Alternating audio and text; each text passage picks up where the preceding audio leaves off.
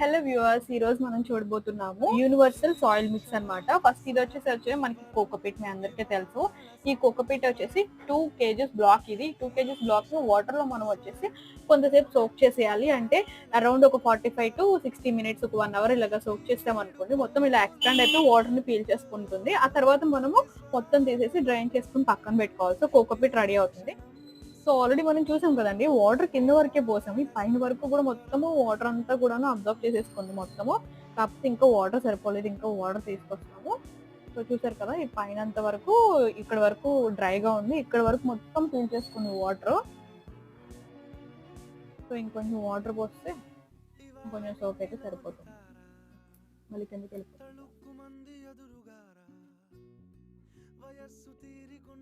మీకు పాట్స్ కి drain holes పెట్టుకోవడం ఇవన్నీ కూడా మొత్తం కంప్లీట్ గా లాంగ్ వీడియో అయితే చేశాను.